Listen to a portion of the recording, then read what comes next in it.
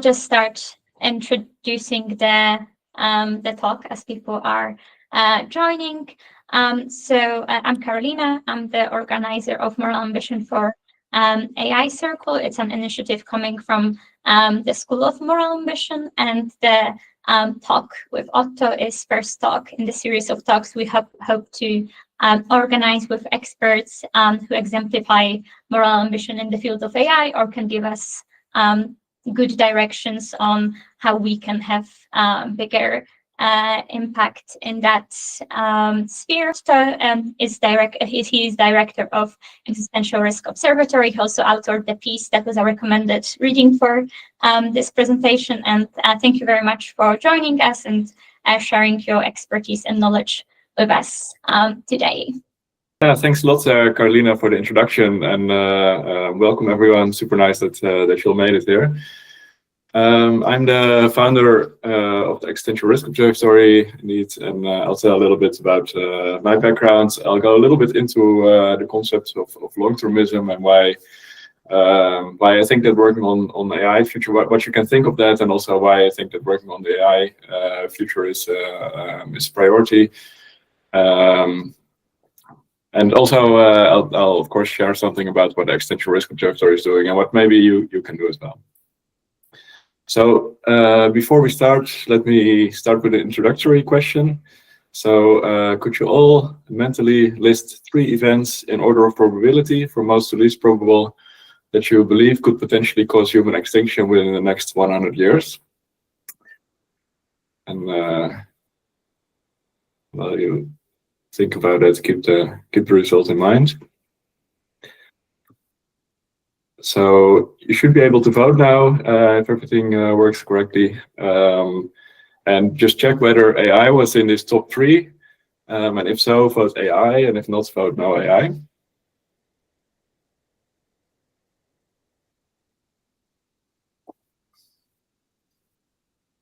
Did that all work, Carolina? Yes, it's working. So far we have 3 votes for yes, and that AI is in the top 3 of the risks. Okay. It seems fairly representative, I think. 4 votes, 5 votes, all on yes so far. Maybe people are changing. Okay. Although Gary mentions that he always thought that it would be a nuclear war, that it would be the top risk. Okay. Yeah. So thanks for this background. So with that knowledge, let's go into the talk. So first, I'll share a bit about my background. My background is in physics and sustainable energy technology. That's where my my bachelor and master worked as sustainable energy engineer for about 5 years, mostly building wind turbines. And then I've also been climate activist for Extinction Rebellion and for a group called WISE. And I've had a startup company, Laatje, in smart charging electronic vehicles. So my background was really into climate and sustainable energy, kind of from a technical, but also an activist angle. And then I witnessed a lecture by someone called Anders Sandberg from the Future of Humanity Institute, who's a textbook long-termist. And that kind of changed my view on some things. And I went on to found the Existential Risk Observatory. So my background can be summarized into Telegraph articles, basically. The first one was me getting dragged away by the police, headed climate demonstrators get paid, which of course we did not. And the second one was me arguing whether we are still in charge of electronic or intelligent robots, as they put it. So where do we come from? That's where I would like to start. So humanity is about 300,000 years old, give or take, and world population has exploded from, as you see on the graph on the right, on the y-axis is the amount of people, world population in billions, and on the x-axis is the time. So from 300,000 to 100,000 years ago, it seems very boring, and then at about 0 years, and even more during the Industrial Revolution, you see the graph coming off the x-axis and really exploding to about 8 billion people. And this was made possible, I think it's universally accepted by technology. So whether you call it, so in a wide definition of technology, so agriculture would also be technology. by us doing agriculture, by us doing the Industrial Revolution, we managed to completely explode as humanity. Not saying whether this is good or not, but just kind of observing for now. But the big question, given that we see history like this, is where are we going? So we have about 5 billion years until the sun explodes, even more left in the rest of the universe. That is about 17,000 times our history. So if you plot this on the same graph, but then with an expanded x-axis, which is now from like minus 300,000, which you barely see anymore, to 5 billion years in the future, then it's a big question mark, of course, where this is going to go. We have vast amounts of time really ahead of us. We also experience wild exponential growth right now, but how are we going to feel the future? So I would like to discuss maybe three visions that you could have, or three ways to look at this. One is, I think, a fairly mainstream one, perhaps, or at least in my circles maybe, which is a green, sustainable, earth-bound future. So then the population would grow a bit, maybe to about 10 billion years, as the UN is forecasting, I think, then stabilize at, say, 6 billion or something, or whatever number. It could be 10 billion as well. But then it would stay roughly similar, and then this would stay similar for maybe billions of years or something. So according to Anders Sandberg, the guy that I watched the lecture from, he phrased this as McDonald's and soap operas forever. I don't particularly like McDonald's and soap operas, so maybe a bit more positive would be equality, peace, nature, and yoga forever. But more or less a similar world as we have now, but then for a very long amount of time. Also in this scenario, the future is way bigger than the past, so that's also important to remember, I guess. But the question is this likely? Because we have observed that so far growth was driven by science and technology. And we haven't invented yet all science and technology. So on the horizon, we can see things like artificial general intelligence. We'll talk about it later, of course.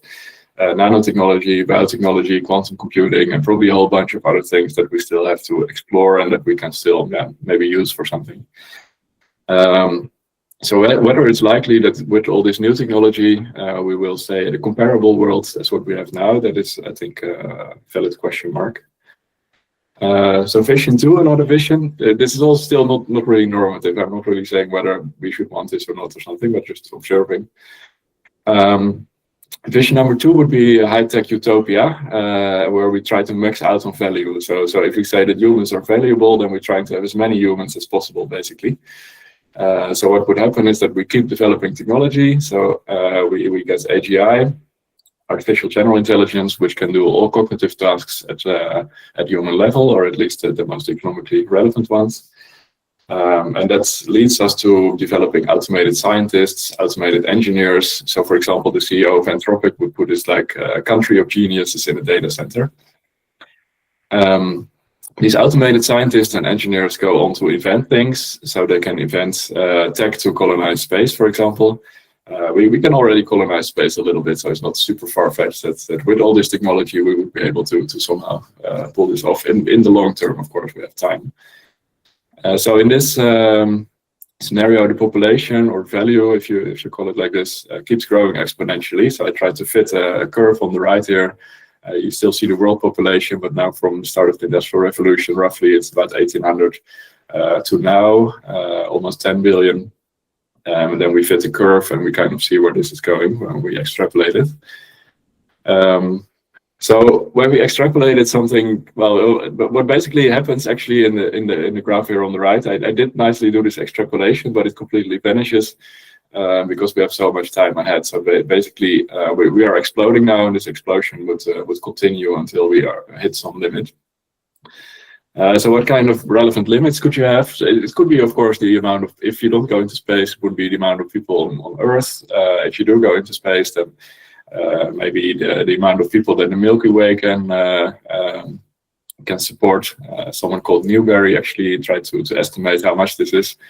This is 1 to the 26, I think, 10 to the 26 billion people. So quite a huge amount. Or even go more exotic and end up with what Nick Bostrom has estimated, also a long-termist, and the maximum number of conscious entities. So this could be people, but it could also be other conscious entities.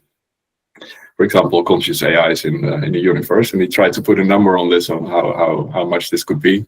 Ended up with 10 to the 49 billion conscious entities. So this could be a high-tech utopia, or we don't really know yet whether it's a utopia, but let's assume that for the moment, but at least maxing out on value. Or of course we could die. That's also an option. So what we're looking for, because this amount of time is so huge, you're kind of looking for something that's stable over a long time. So this maximum value utopia might be one way of getting there. Another way is of course, if we go extinct, it's also a stable state, or an attractor state, as they sometimes call it. Once you're in it, you can't get out anymore. And actually, most species have gone extinct, so it's not super far-fetched to think that we will also go extinct at some time. However, of course, most species have gone extinct because of nature, some disaster, or a competitor or something. And if we go extinct, then it actually seems more likely that we will do that ourselves. So that's kind of unique, I think, in nature. But if we die, then it would also be stable over billions of years. So the graph would look like, well, we've made it to about 8 billion, but then we go to 0 and we stay there. So these three visions are maybe ways that the future could unfold. And the third one, of course, if we die, that's the existential risk. So existential risks, it's actually defined a little bit more broadly than human extinction. It's defined by long-termists, again, as risks that threaten the destruction of humanity's long-term potential. So this could be human extinction, but it could also be an unrecoverable collapse or dystopian lock-in. But these collapses and lock-in, the bar is really high because it needs to be stable over such a long time. Toby Ord, the founder of, one of the two founders of effective altruism, I believe, and a researcher at Oxford University, he tried to estimate, quantify these probabilities in a book called The Precipice. And the quantification of these probabilities you see on the right. And some of these quantifications are quite scientific, and others are a bit less scientific, you might say. So, for example, total natural risk is vanishingly small, actually. That's also, for example, a meteorite coming from space, like what killed the dinosaurs, or a supervolcano exploding. That's vanishingly small, because we know that we've been around for 300,000 years already, and it never happened to us. So that's a good proxy for estimating how small this chance is, and it's much smaller than anything else. But now we're making our own machines, and it gets more dangerous. So, for example, nuclear war, what's the probability that we have nuclear war over the next 100 years, as these figures are defined? It's kind of difficult to estimate, but let's say roughly 1 in 10 or something. And then for a nuclear war, what's the probability that we actually go extinct? It's also difficult to estimate, but let's say 1%. There are scenarios in which this may be plausible, at least. It seems unlikely, but it could happen maybe. So that's how Toby Ord roughly is coming to his estimates of 0.1% that we go extinct because of nuclear war. Climate change is another, of course, huge issue. I've been a climate change activist, and my thoughts on this haven't really changed much. I still think it's one of the biggest problems to face. However, we also see that for this to really lead to human extinction or an unrecoverable collapse or this dystopian lock-in that is stable for billions of years, that seems unlikely. I think the chance of 1 in 1,000, it's still, you still don't want to have a 1 in 1,000 existential risk, so it's still pretty bad, but climate change is mostly bad for non-existential risks, I think, non-existential reasons. They have pandemics, so you have natural pandemics, but they've never killed us, so the probability that they will kill us now seems fairly small. But you could also have man-made pandemics, where someone is actually trying to create a pandemic that will kill everyone. That seems more risky. So Ord is estimating that this will be roughly 3% chance of human extinction in the next 100 years. And then unaligned AI, that we'll talk about a bit more. Other is also an interesting category that I won't really go into at this moment. But whatever the I think so. The long-termists are one of the points that they're making, which I think they do have a valid point, is that we could actually go extinct as humanity, and that if we go extinct, it seems very likely that we will do that ourselves via some technology that we are building. So maybe the good news is that this is man-made, so we can, in principle, reduce risk. But it's also a difficult task for sure. So yeah, the future is big. That's kind of the first part of this these slides. Plus, you have existential risks, so that kind of leads to the AI generated, of course, picture on the right of Adam of Eve riding a motorcycle without a helmet, and you kind of want to scream to him, "Okay, you're a bottleneck, Adam. Watch out! Be careful! Don't fall, because we're risking everything." So we're a bit like Adam driving a motorcycle, maybe. So we could be at the precipice, as Toby Ortiz is formulating this, or this could be the most important century, as Karnofsky is also kind of an EA as philosopher, you might say. If Adam dies, there's no future, so we have to watch out here. So I'm not a long-termist myself, actually. This is more or less the long-termist talk, I think. But I actually divert with long-termists at some points. So, for example, what a typical long-termist, I guess, would say is try to maximize value. So try to maximize future value. However, personally, I think maxing out on people is silly. I don't think it makes sense to try to make as many people as possible.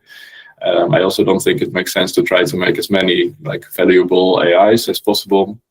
Even when they're conscious, I don't think they're necessarily morally valuable, and I don't think it makes sense to reproduce them until eternity. So as a thought experiment, I would say, let's say that consciousness is a single line of code. Then I asked another AI model here, what would be a long-termist dream if consciousness is a single line of code, and it came up with this hello world forever. So does spamming the universe with hello world equal best universe? And I would argue it doesn't. But typical long-termists would say yes, having lots of conscious happiness is good. In population ethics, you can kind of see this as making more people happy versus making more happy people. And the long-termist take is that making more happy people is actually good. And my take would be that making more people happy is good, but making more happy people is not good. And I think that's also more mainstream among philosophers. However, going extinct is terrible. So no matter your ethics, I would say rather than long-termism, I would say we should care about AI and not kill everyoneism. Kind of an internet meme that you could look up if you want to. All right. So why is AI an existential risk? So AGI, so that is, as we already talked about a little bit, AI at least as capable as we are across a broad range of cognitive tasks, as we define it.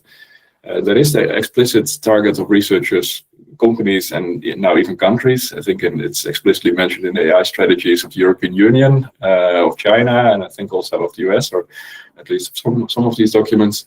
And of course also of the main labs trying to build AGI, like OpenAI, Anthropic, and Google DeepMind. Facebook is also talking these days about superintelligence, and well, it's clearly where they want to be going. Lots of academic researchers as well, not everyone, but definitely enough. However, so far people were not able to build this. You can see a clear reason for that, I think, on the right. That's the graph plotting how much computing power you can buy for $1 million, and comparing this to the human brain. So you can see in the dashed line, you can see a little bit on the right what the actual data is looking like, and the solid line is solid blue line is the best fit over this. So it's increasing exponentially, and basically it was just like way many orders of magnitudes below what humans could do until now, roughly. And I think actually at this moment, roughly 2025, it's crossing this line, and then it's also overtaking up because compute is growing exponentially, and we are not, unfortunately, maybe. For that reason, people have tried this already for many years, but they didn't have the compute, and now they do have the compute. And in the future, they will have lots more compute even than necessary for the human brain. And then kind of the million-dollar question is, okay, will people devise the algorithms needed to actually have human-level AI? And of course, they're working very hard on it with LLMs and all kinds of tricks that you can do with LLMs. I'm kind of agnostic myself whether this will at some point lead to AGI or whether we need a new paradigm. I don't know, but I do think that it's quite likely that in the end someone will figure it out. So that's why I think it's not unlikely that we will actually end up with human-level AI and then maybe also superhuman AI, which is the topic of this slide. So on the right, you see how chess computers developed. And chess computers got better and better and better, and they got better than human grandmasters as well. But they didn't stop at human grandmaster level, but they continued. And I think it's not unlikely that this will also happen for general intelligence, that AI will not stop at human level, but it will become much better across the board than we are at analyzing stuff. So some arguments why this is plausible, I think, is that there are also counter arguments, but I think this is these are the arguments for. There's more space and power available than our brains have. We're relatively tiny and we use only 10 watts, so it should be possible to do something bigger than that at least. Computer is also about 10 million times faster, so it could, just because of speed, outperform us. We or an AGI or another AGI could improve AGI. So this could be with algorithms could be improved, hardware could be improved. So you could end up with recursive self-improvement where a better AGI is creating a better AGI. So I would argue that it's fairly likely that we will end up with quite superhuman AI, but where the max is, that's a big question mark. Some people say it will be way above human level. Some people will say it will be roughly human level, and anything in between is possible. What is unaligned AGI? So this will be AGI with goals that are different from those of most of us. So there's a bunch of reasons why this could happen. You could get different AI behavior outside a training environment, very technical reason. We could fail to formulate well what we actually want as a reason. The AI could try to find goals itself, but fail. Our goals could change, or we cannot update the AI. A bad actor could implement the goals, of course, so you could have a terrorist or a rogue state, or maybe just an adversary trying to implement their goals. Or the goals of a small elite within your society. So, for example, we have lots of experience, of course, with this. Companies that try to optimize making money, but this actually leads to a bad situation for most people, perhaps. Or an evil adversary state, or could also do this. Or, of course, we could implement short-term goals, and I would say this is a little bit like profit over climate. We have lots of experience with implementing short goals and then doing something silly in the long term, short-term goals. So this could also happen maybe with AGI.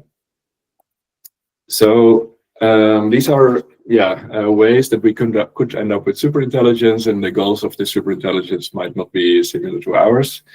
Then the question is, how will AI obtain power? So there's an interesting paper about this by Schefflin in 2023. You see the list of co-authors on the right, and it's also co-authored by Yoshio Bengio. That's the most cited AI scientist on Earth. And it's been co-authored by DeepMind as well, and some people working for the labs. And what they're saying is, well, we have a bunch of capabilities that look dangerous. So cyber offense, for example, hack into computers, deception, persuasion, manipulation. For example, you could convince an admin to give their password. Even if you do manage to confine an AI in that sense, that you cannot hack, that it cannot hack out of it, you could still convince an admin to give you a password and therefore still break out. AI could become good at doing political strategy. It's already seems to be pretty good at that, actually. Weapons acquisition, that's something that doesn't work at this moment yet, fortunately, but it could start working in the future. Create a bioweapon or convince military to fire their nuclear weapon or whatever, many ways possible.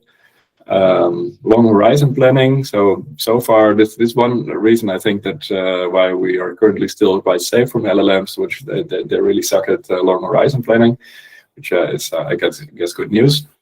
But how long this will stay, that's a question mark. AI development, so this could lead to recursive self-improvement, situational awareness, which would be good for all kinds of things, understanding the situation that you're in, understanding the world, and understanding your own position, and also self-proliferation. So these are dangerous awareness, these are dangerous capabilities that people are checking for. We're also doing this type of research in AI evaluations.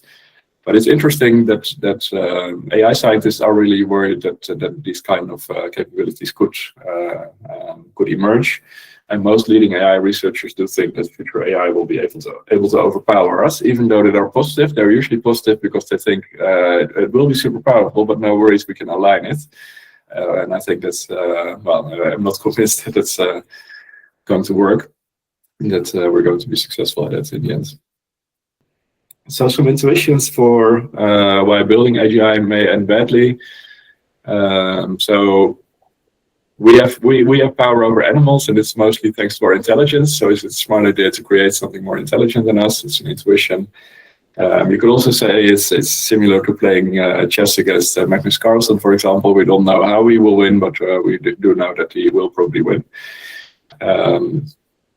I'll speed up a little bit now. I'll skip this one for now.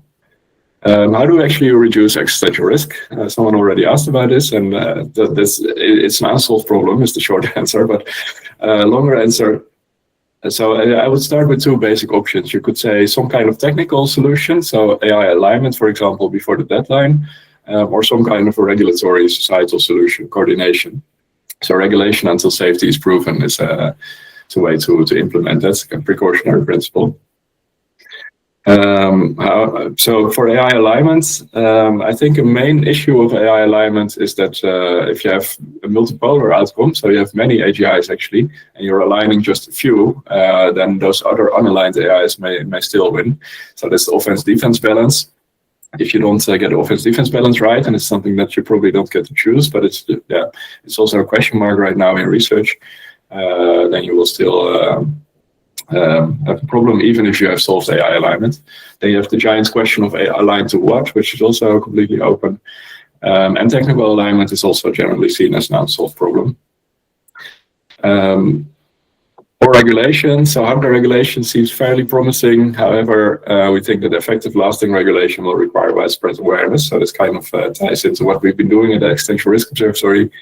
That was mostly raising awareness, but also increasingly doing research aiming for AI existential risk reduction. So we raise awareness at scale using traditional media. So here on the right, you see some of the articles, mostly in traditional media that we've published.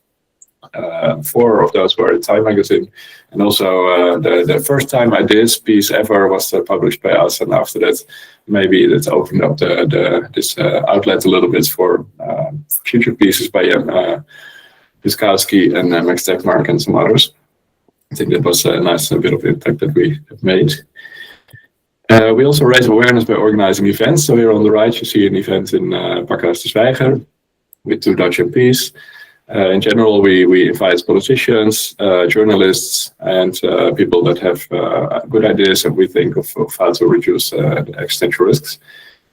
So, for example, as a keynote, we had Yoshi Benjo, most cited AI prof, and then we invite journalists, for example, from Time Economist and Le Monde, and NSA has been there as well.